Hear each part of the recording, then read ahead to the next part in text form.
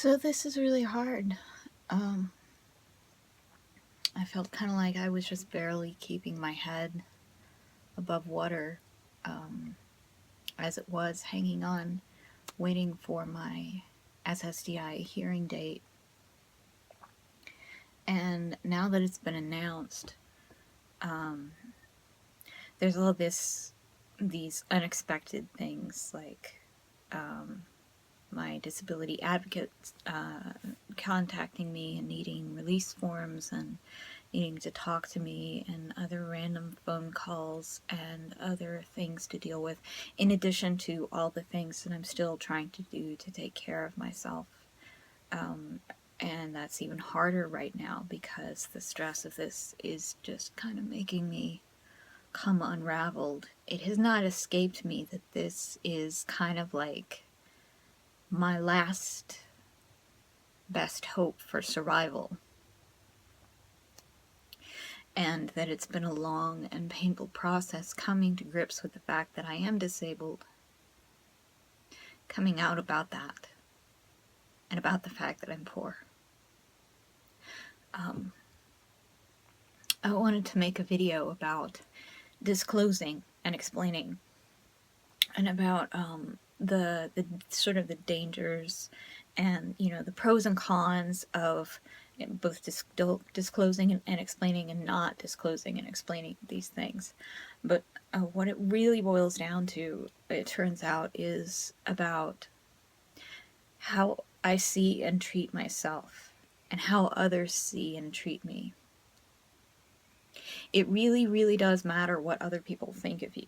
And I think it's sort of the height of privileged thinking to think that, you know, you can not care what other people think. We don't even have to go back as far as the Salem witch trials or the Spanish Inquisition or, you know, Nazi Germany, although I hate to do a Godwin's law here. But just think about the recent police violence against young black men, kids, and how the conversation, the tone of the conversation changes when someone uses the word thug.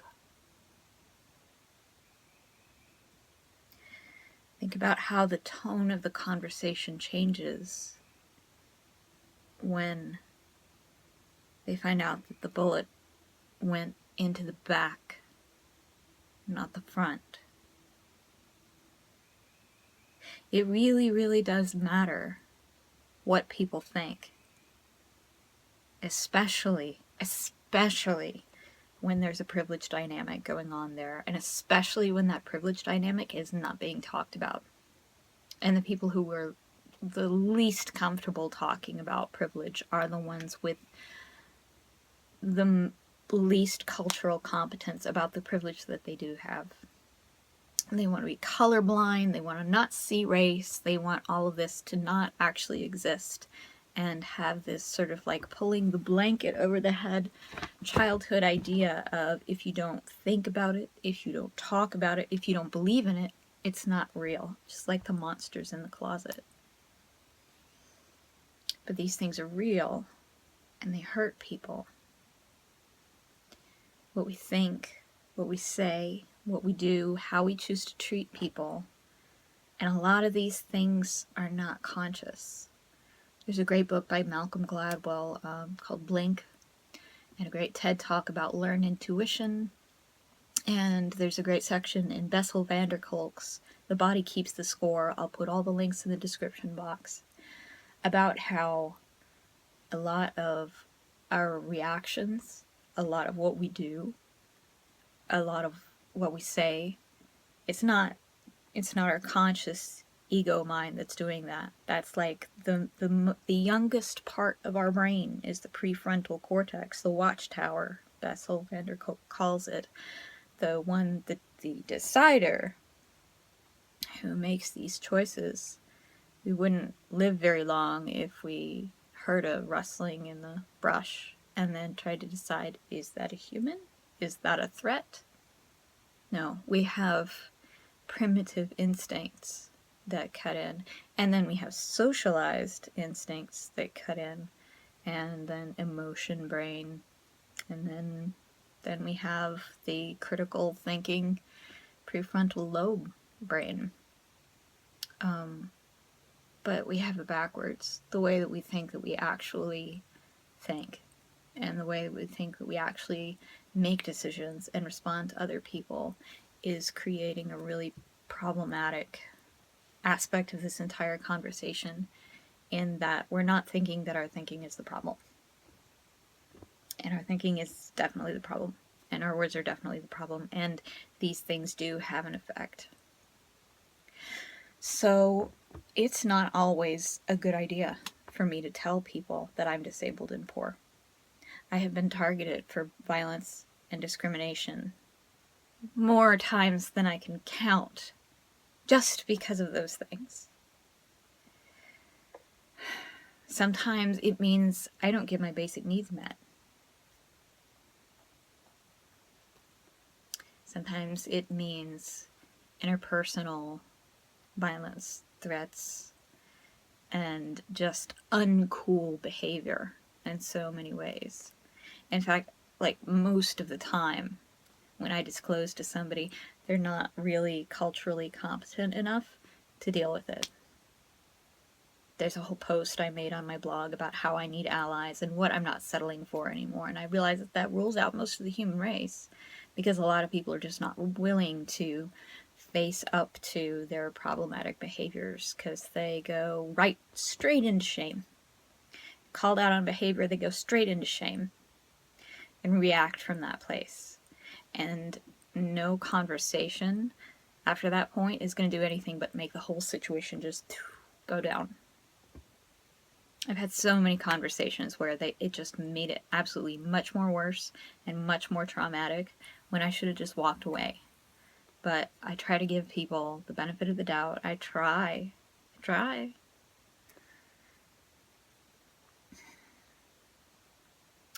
So disclosing and explaining. And explaining was something that I developed as a defense against my background of childhood abuse, of where I thought if I could explain things enough, and this idea was perpetuated by my abusers, that if I could explain, then I could get what I want, they would stop hurting me, and I would get what I want.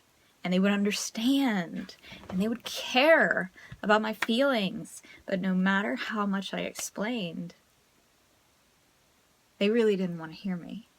And there's something really awful that happens when you spend most of your life talking to people who don't want to hear you. You really lose self-confidence in your ability to communicate, or I did. And that has led to a lot of years of silence and secrecy and hiding and just packing all these words and feelings down and not trusting myself.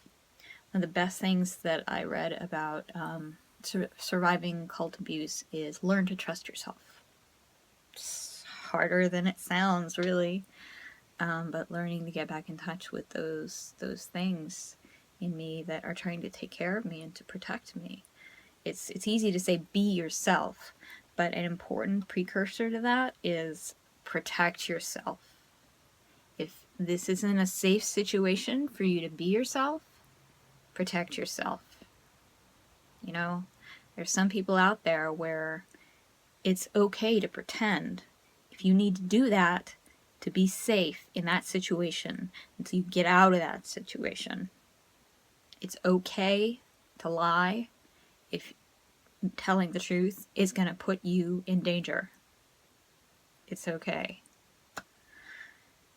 I hate doing it.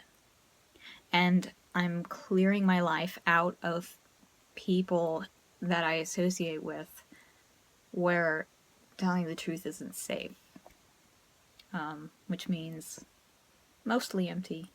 What really sucks is coming out as disabled. It's not really a lot of disability pride marches. for a lot of really obvious reasons, and not a lot of like poverty pride marches. Again, obvious reasons. These things are very, very difficult. And a lot of disability pride parades would be people who just look absolutely normal. And they would be like iPads of people coming in because they couldn't leave their homes. Because most disabilities are invisible.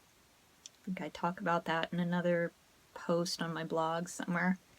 It's 74%. And there's a link to the statistic. I'll put it in this one if it's not in one of the other videos. But I really want support for this as I'm coming out. And I want to find pride in who I am. You know, maybe not pride in the fact that I don't have any money, or that I'm disabled, and that I don't look disabled, and that this is hard. But I want to have pride in who I am as a person, as a whole person. And that's hard to find. I mean, even support groups, sometimes they take more spoons than one has, and there really aren't any poverty support groups for obvious reasons.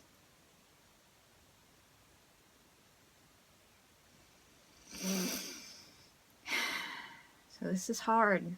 I have a lot that I want to say. I have a lot of proto-blog posts and proto-vlog posts, but once I get started, I just keep going and going and going, and I go down like all these rabbit trails because there's so much that I want to say. I've had years of silence and holding this in and not sharing this with anybody because disclosing, explaining, problematic. But the thing was, it was problematic even when I wasn't telling anyone, because I was still running into all those problems when people would find out, but I would have wasted years on a relationship that was not worth it, that was not supportive of me as a person, that had unreasonable expectations of me. And I had the added burden of pretending. One of the worst things about losing my husband, when he died 10 years ago, more than 10 years ago, 10 and a half years ago, he was the first and so far only person who knew me exactly as I was, loved me exactly as I was, and protected me, made any attempt to protect me and support me physically in my life. I wasn't just losing my husband and my best friend. I was losing the only person who had ever loved me.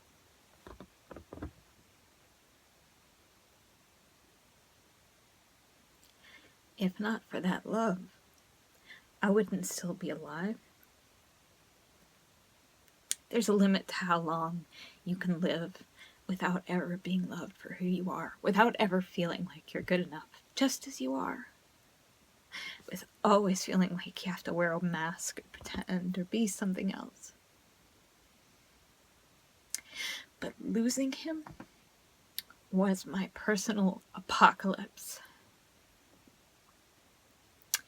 He was what made it possible for me to live in this world.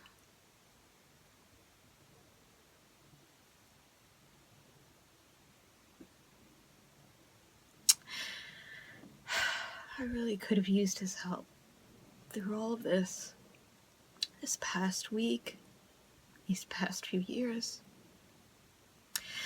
But if he'd been here, I wouldn't be going through this right now. Another video I really wanted to make, which I may never make, so I'll just mention it here, is that there's a privilege that's invisible to a lot of people who have it, and that is supportive family, supportive friends. Not everybody has it. In fact, a lot of people struggle really hard when they don't have any supportive family or supportive friends, like especially when they're having to come out as transgender or non-heterosexual. That's so fucking hard. if they get, just run out of the house. God, that's so hard. I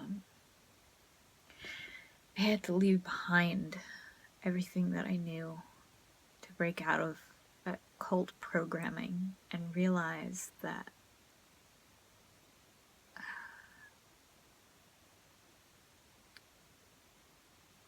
none of that was real, was valuable, was good for me.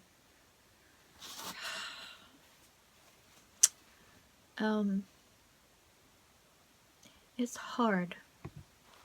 So this is your reality check.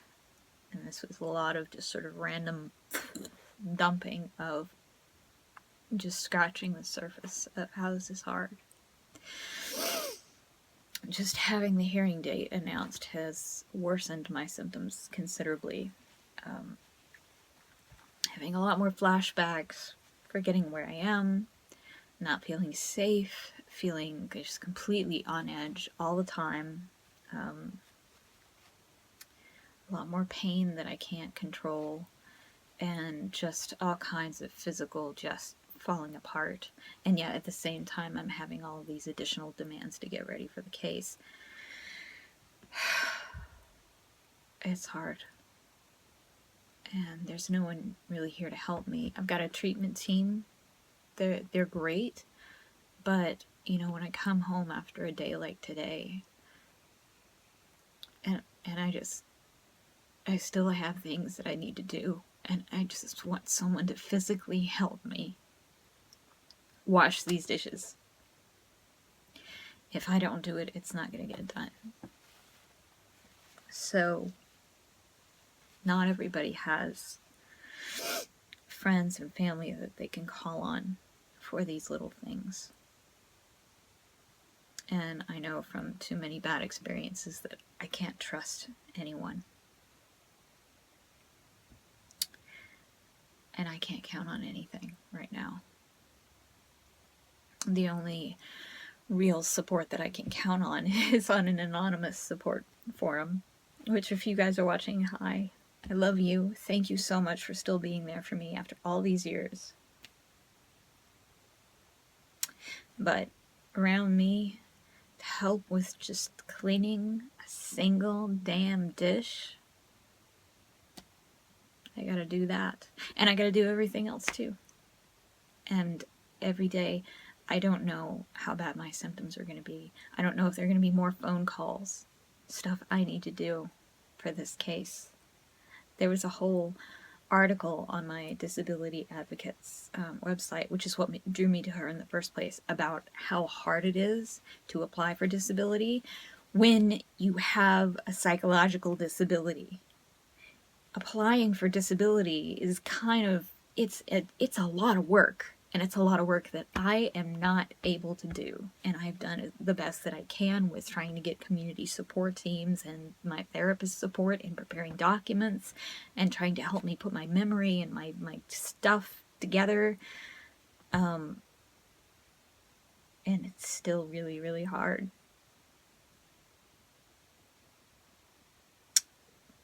That is the whole theme of this video. We've come full circle.